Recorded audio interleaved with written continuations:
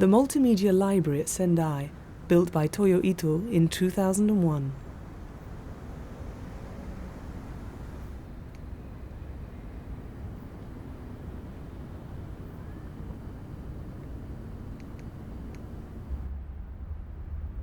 Sendai.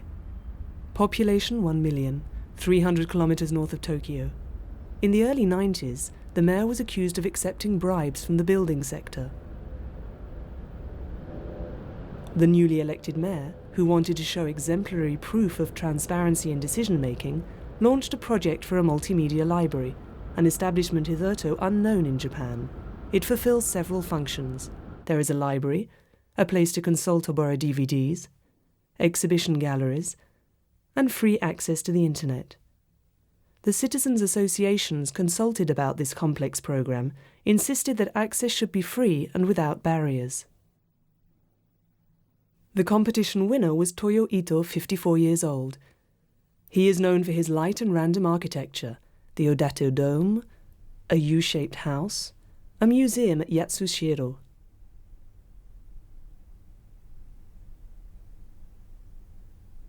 His proposal is transparent.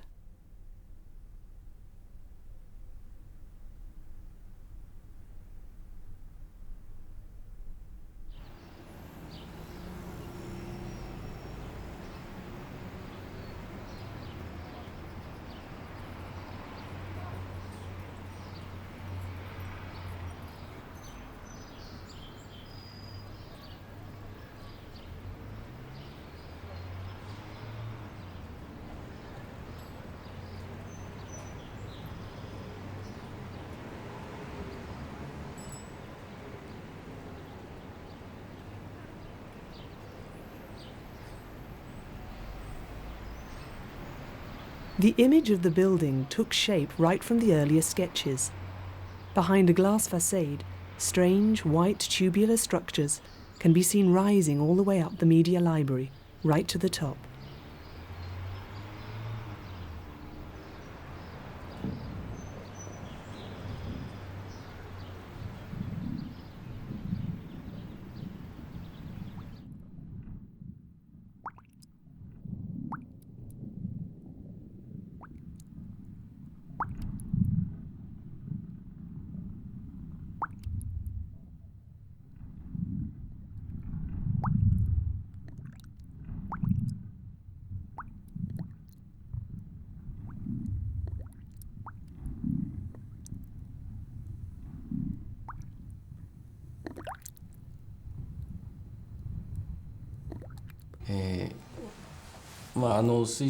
It all started with the image of something floating in an aquarium.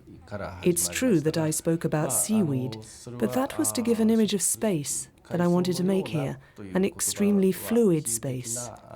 One that, like water flowing, would constantly flow with air and light. In order to do that in 3 dimensions, to build that, I thought of using very organic structures as posts, that I called tubes, that are the composite bodies intended to hold up 7 floors.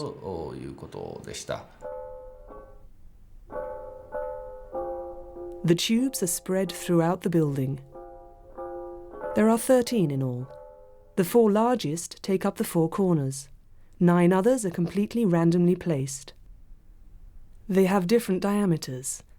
They lean different ways. Their design differs, but they all have the same white tubular openwork structure that can be seen through.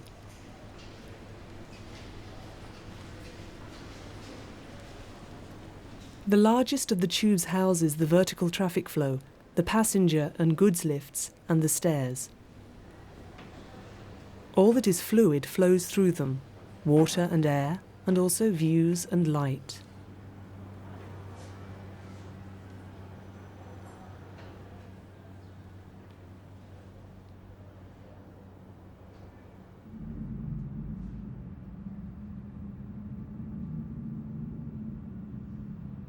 Seen from the sub-basement, the effect is vertiginous. The tubes seem to increase the sense of disproportion. They are twisted and lean as if wrought by a giant hand.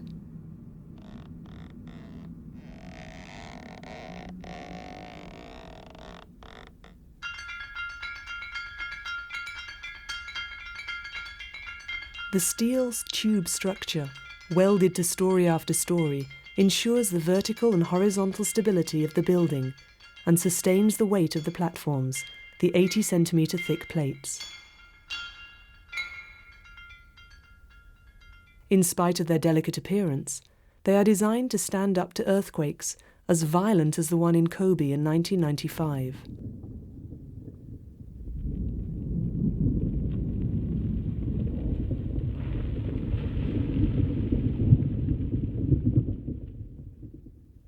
When dealing with load-bearing structures, the Bible for modern architecture relies on posts and beams with the floor above. In the Sendai Multimedia Library, they talk of tubes and platforms. The load distribution is different. There are no beams.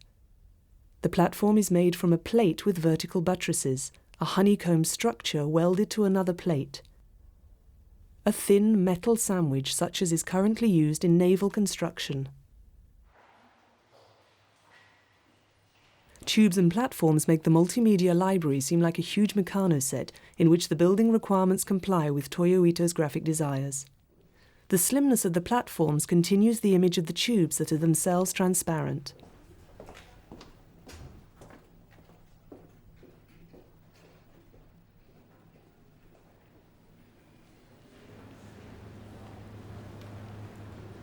Only the ceiling of the ground floor shows traces of metalwork.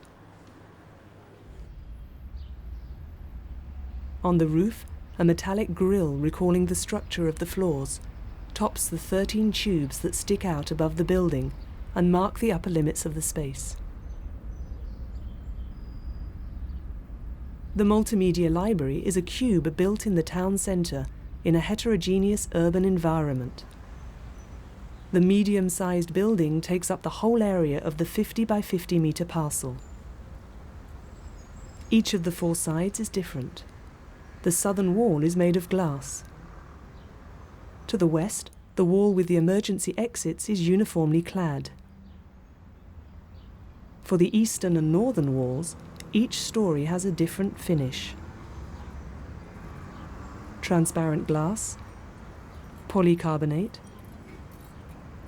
sand-blasted glass, aluminium cladding, and, for the first 2 floors, transparent glass once again.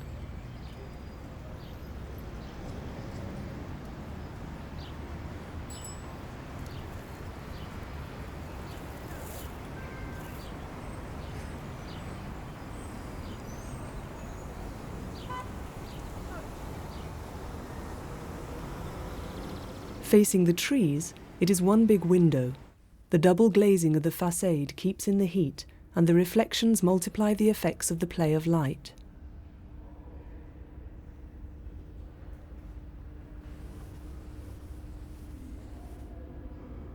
Sporting fine engravings on sand-blasted glass, the large glass plate of the exterior wall acts as a brise-soleil. It extends beyond the building as if its size has been maladjusted and increases the ephemeral and floating effects.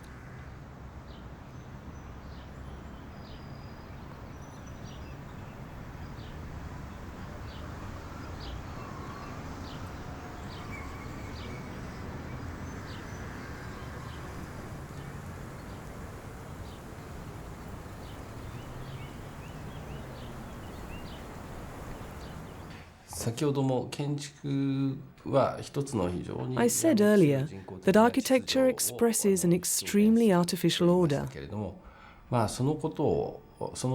So as to eliminate that order, I wanted the 7 levels to be simply piled one on top of the other in any desired order. Going to the extreme, or putting it in another way, it's as if 7 buildings were put together. I wanted to establish a relationship between them that was totally egalitarian, free. That is what I wanted right from the first sketch plans. I wanted to make a media convenience store. Ground floor, reception, cafe, shop.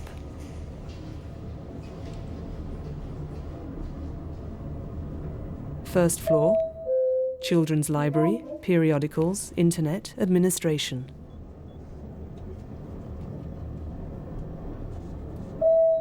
Second and third floors, reference library, lending library, reading room.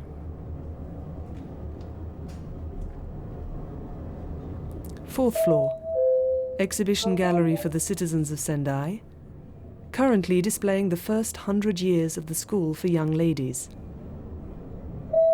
Fifth floor, exhibition gallery displaying plastic arts from Miyagi province.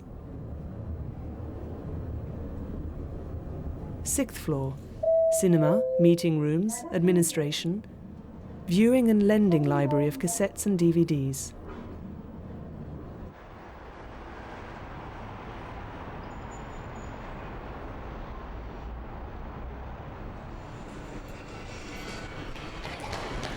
The ground floor, a 7-meter high glazed area. Access is from all sides. This is for general traffic and a meeting place. They are in the building, but can enjoy the city as if they were in the street. This is a public place.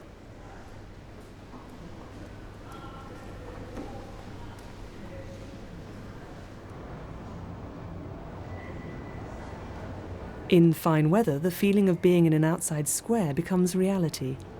Facing the trees along Yonzengi Avenue, the facade articulated in 8 large panels can completely withdraw into itself.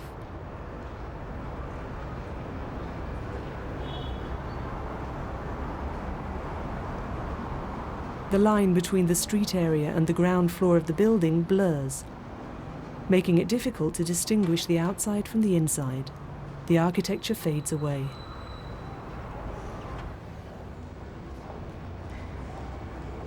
The architect went against current Japanese usage that prefers all important buildings to be set back so as to create new public areas. He favoured this new space inside the multimedia library and obtained a prolongation of opening hours. The ground floor is open 7 days a week from 9 a.m. to 10 p.m. The setting back was exchanged for time.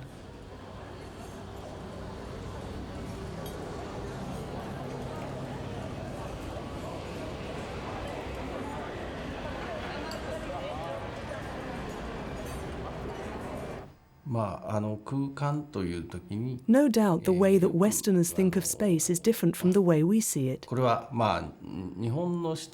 have often thought about that. When we speak about space, maybe we mean only the perception that we Japanese have of the Western notion of space. We have the impression that for them it means what has been hollowed out of a rock, while for us it means emptiness, vacuity. It is what exists between 2 columns, the void in which multiply relationships can be engendered. It's an empty space, vacuum, nothingness. Let us take an example. I speak to you. Between the word I have just spoken and the word I'm about to speak, there is nothing, a blank space. I'm interested in that blank space. I find that blank space very important. First floor. Like all the others, a square, 50 meters by 50 meters. The floor plan here has been altered several times at the request of the users, while the work was still in progress. There is a simple reason for all these alterations. This is the floor where the juxtaposition of its functions, administration, the children's library, and the room for the internet, is the most important. Considering the complexity, it is surprising to find an almost total absence of walls. The various programs coexist, so anyone can go where curiosity leads. The only lighting for the whole floor is the rectilinear series of neon fittings.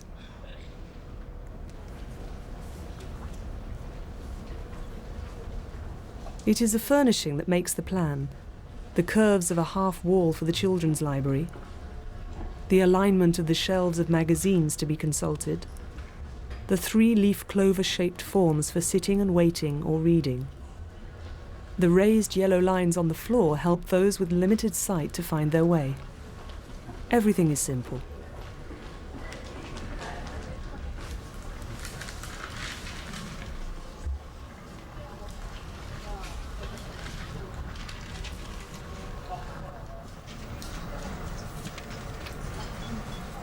And as the public and the private administrative areas have to be kept separate, the architect has installed a wall unlike the others, a translucent partition that floats, a curtain.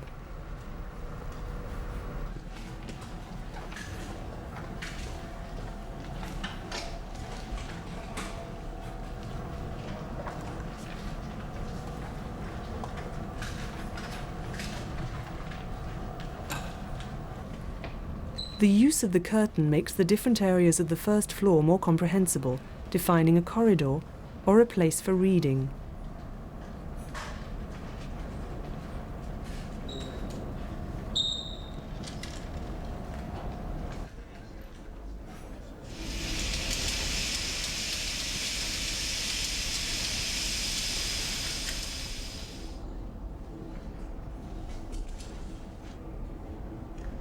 I think that rectilinear walls are very artificial barriers. Now you have much more freedom in natural surroundings. When you're walking, you're at liberty to choose between various possibilities. You make your own path.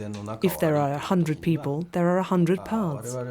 Personally, that pleases me and gives me an impression of freedom. It's the same with architecture. These 100 different people have to be able to find their 100 different paths and trust their animal instincts to help them find what they're looking for. Then they can give instinct its head and find pleasure in just wandering. In the interests of freedom, it's best not to make rectilinear walls. In the multimedia library, the walls, those real walls that go from floor to ceiling and don't move, are very hard to find. Only one floor has rectangular rooms in a regular alignment, the fourth floor, that houses the Sendai Citizens Exhibition Gallery. Permanent walls cut maintenance and staff costs to the minimum. Here it is the citizens themselves who install and dismantle short-term exhibitions. They hire the walls for a mere trifle, an exhibition hall for everyone to use, and the architecture demurs to community action.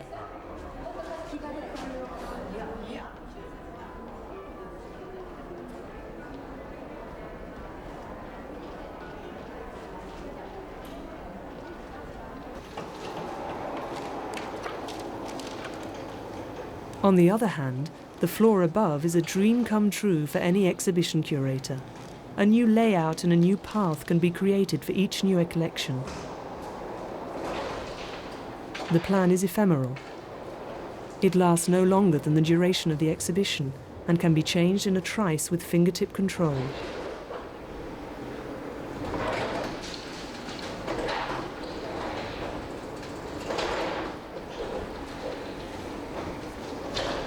This follows the long-lasting Japanese tradition of sliding walls that can retract to make a living room into a dining room or bring the outside in.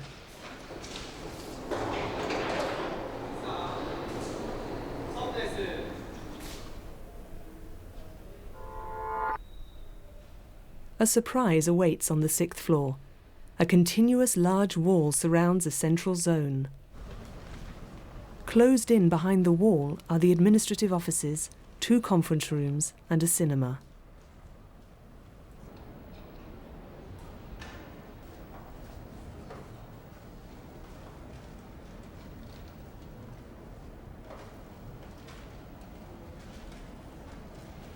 Rather than a wall, this is a membrane, translucent and curved, like the semi-permeable membrane of a cell. It is an imitation of organic nature, an impression strengthened by being green and by the curves of the furniture and the circular screens of the seats for watching DVDs.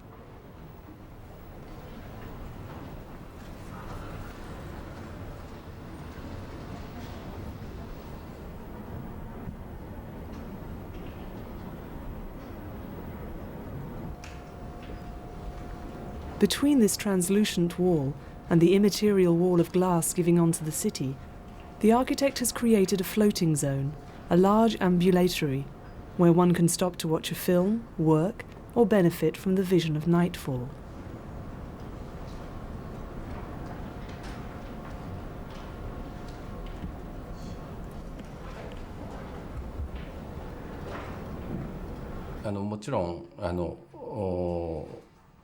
Of course, there are dedicated areas, like the library with its rows of shelves, the cinema for films, or the exhibition gallery.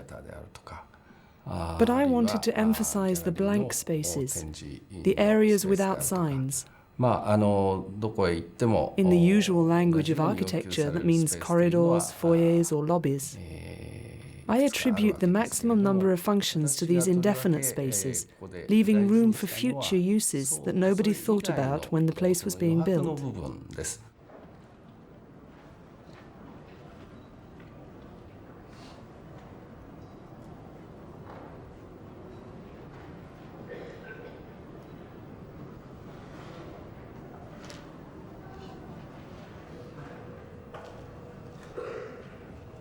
It is in the library, where the functional equipment weighs the most, that it is easy to see that the tubes are not just for load-bearing.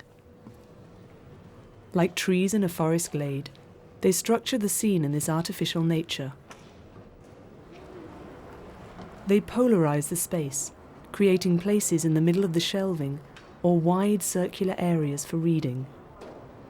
These are the supports that allow people and furniture to redefine the space.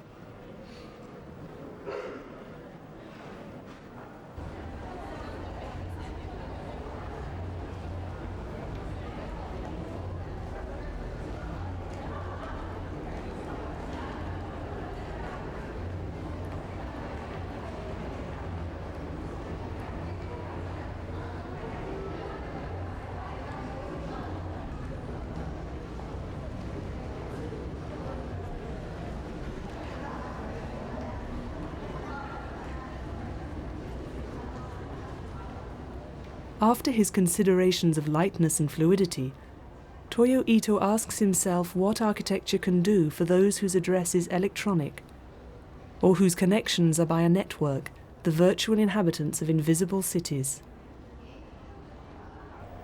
How can these virtual places be integrated with the actual buildings that house us? Breaking with the claims of modern architecture in the 20th century, the Multimedia Library at Sendai and its Space Without Barriers is a first step on the way to this immaterial and evanescent architecture that leaves plenty of room for the ephemeral.